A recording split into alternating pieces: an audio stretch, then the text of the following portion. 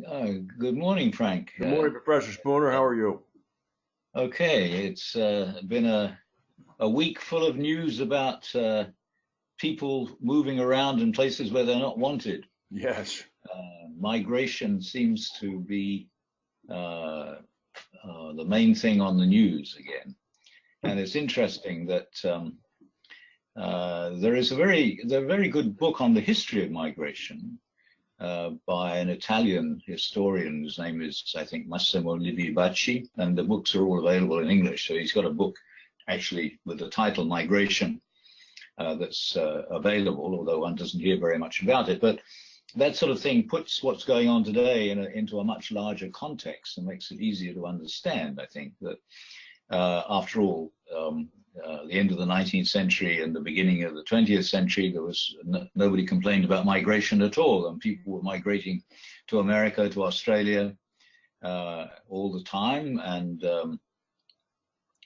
then in the middle of the century, there was an enormous amount of migration in the Middle East from one part to another, and it was all perfectly peaceful and worked very well.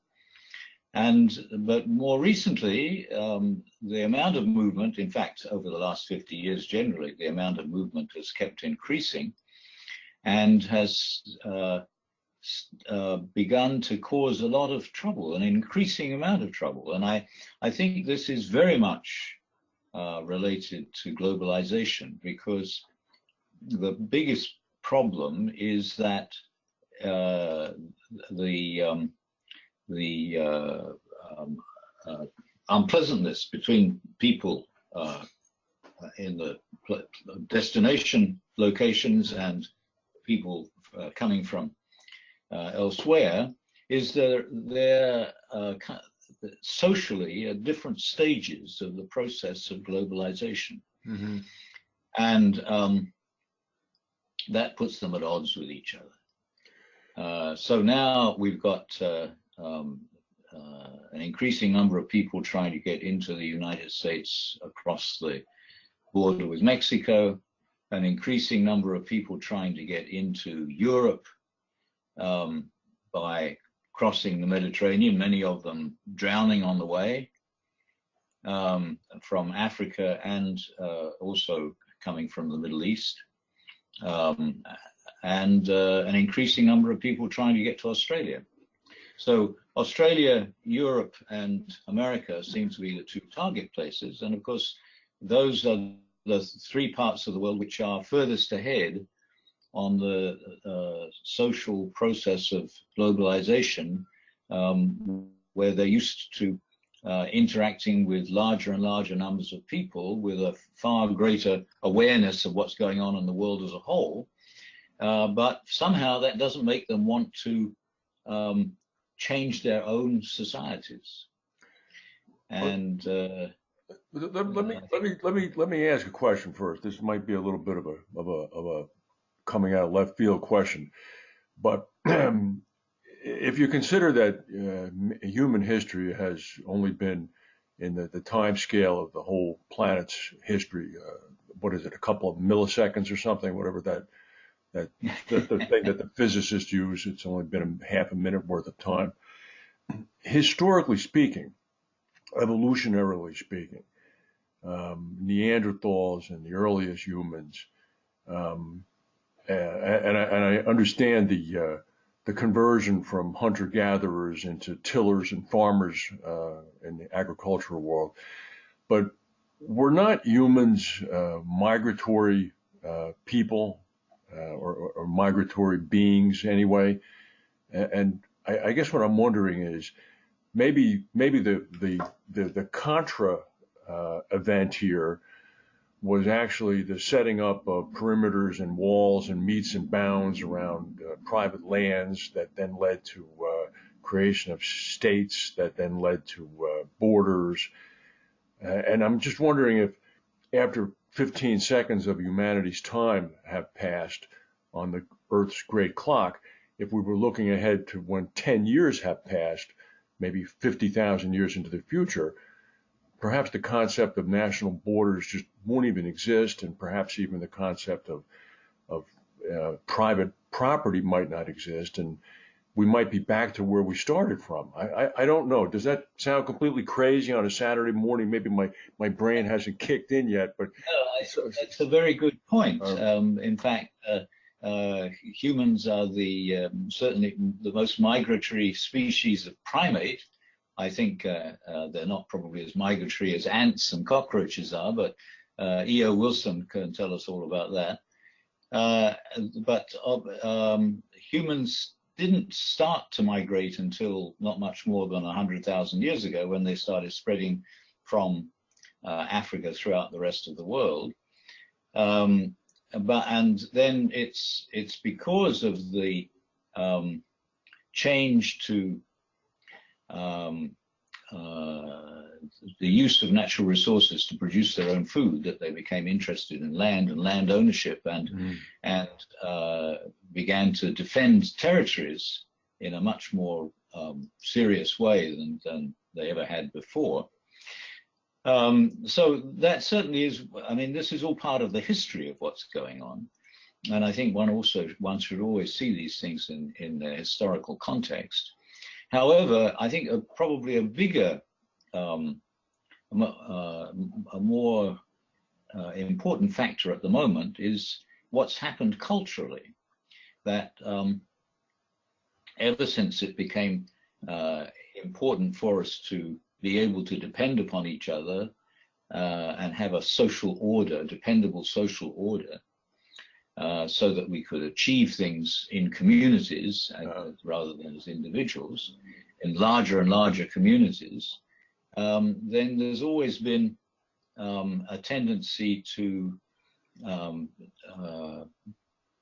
try to stop cultural change or to control cultural change, because if people start doing things differently, then you don't know what's going to happen next, and the sort of the things that you depend upon every day maybe aren't going to work anymore. Mm-hmm. So when people come in from outside, they threaten the social order, not only property and food supply and things like that, but just what it means to be a member of a community. Well, that's an interesting observation, and I think let me try to look at it in the current context then. All right, I think if you take the United States and if you take the Europeans, I think there's a certain percentage of people, and I will classify. I'll speak in the first person, who are educated, who have some affluence, who are upper middle class, who have assets to protect, yet have a cultural / religious / humanistic perspective that, okay, these people should certainly be allowed to come into the country. Now, there's a little bit of a not in my backyard syndrome. I'll grant you that. I don't necessarily know how I would feel if, quote, these people, whoever they may be, did move into the house next door to me. I don't truly know what my thought would be, but I do know that from a remote perspective, where people are not moving in next door to me, just as many of the opponents of immigration are not having people move next door to them. I do know that I'm open-minded enough to think that, well, wait a minute, people deserve a chance and they should be allowed to come to places where they think they can improve themselves. And this country was formed on immigrants. My great-grandparents came from Italy and from Ireland, respectively. So, and as did everybody else, including the people who were opposing it. So it's a little bit of a, I don't understand. I guess it's a fear kind of thing. Again, we talked about that, how in the patterns of globalization, even within our own country, it's uneven because with an education that I might have and others don't have, I might be at a different level on the globalization ladder insofar as understanding as compared to people who might feel more threatened. I don't know, but it's playing out even internally within this country, for example. Well, what you say about fear is a good point. And of course, our current administration in this country keeps telling us that these people who are coming in over the Mexican border are all criminals. Correct. And for that reason, they have to be stopped, and we have to discourage them by separating them when they come in. It's interesting that there's been a tremendous backlash over that recently. But I think that in general, the resistance to movement is decreasing,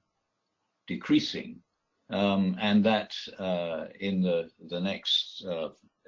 coming seconds of how did you call it? Evolutionary. The great evolutionary clock. Yes.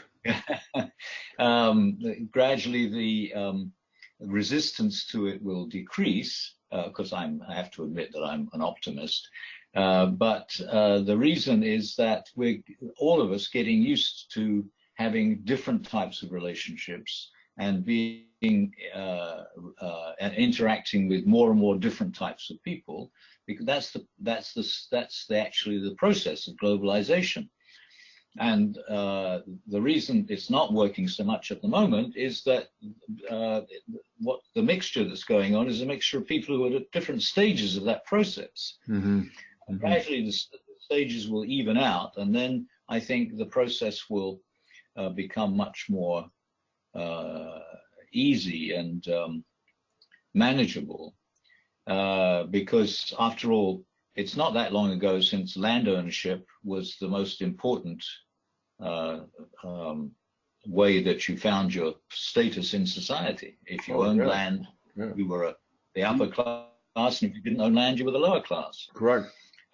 And that's now not completely disappeared, but almost disappeared. And it's all now really, if you have money, you can do what you want, and if you don't have money, you can't. And we haven't really got used to, most of us don't fully understand what a world would be like when the only mark of social status is your financial capability.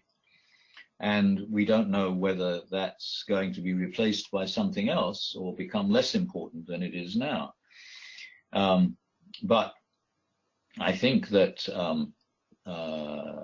the biggest problem of the future is just exactly what our relationship to our natural resources will be, because if it's a relationship which puts some people at a disadvantage, then there's always going to be competition over that.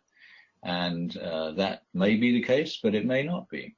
After all, several people keep saying now that it's time we started colonizing the universe, and so there'll be plenty for everything, plenty for everybody. Well, fortunately, it will take a long time to get to those places. So the people who are being sent out will have plenty of time for private globalization discussions. Well, isn't it Elon Musk who is currently planning the first step of this? Yes, he is. Oh. Yes. Well, that's very interesting, Professor Spooner. I do like these Saturday morning chats. All right. Well, anything else? Any other thoughts? I think the cultural side of this is also interesting. That the different rates of population growth in different parts of the world. Mm-hmm. So that there has been an increasing rate of population growth everywhere in the world over the last 150 years, but more in some parts than others. And Africa has been way behind the rest until recently. And now Africa is beginning to overtake the rest, I think has overtaken the rest. And so one of the important unknowns for the next few generations is going to be when the population of Africa becomes greater than the population of India or China. That's going to presumably make the world look socially very different from what it is now. And nobody's even thinking about that yet. No, nobody is. it's particularly interesting because Africa's natural resources are completely different from the natural resources of any other part of the world, because they actually extend across the equator. But just remember, though, as George W. Bush said, Africa is an important country. All right, there's a lot of internecine struggles on that continent. All right, we always talk of Africa appropriately as Africa, but how many different countries are there? I mean, well, something like 48, I think, 48. And they're all countries that the British and the French and the Spanish and the Portuguese designed. Correct. And none of them are natural countries, as we told them they were, in the same way that the nation states of Europe are, that built themselves starting in the 17th century. Right. No, there's a lot of very serious problems in Africa. However, the way these things work is, I mean, the post-colonial age of Africa has been relatively peaceful and inconsequential in terms of the world economy, and that's what's going to change. I see. Just exactly what Africa as a continent of well over 1 billion people is going to function in a global population of 10 billion people is going to completely change everything that we're talking about. It will. That's 10%. That'll be a big effect. That'll be a big effect. All right. Well, very good, Professor. Next time we speak will be July, so we'll look forward to that. I believe. No, last day of June. Oh, you're right. You're right as usual. All right. Well, have a very good week, and thank you very much. All right. Thank you. Bye. Bye.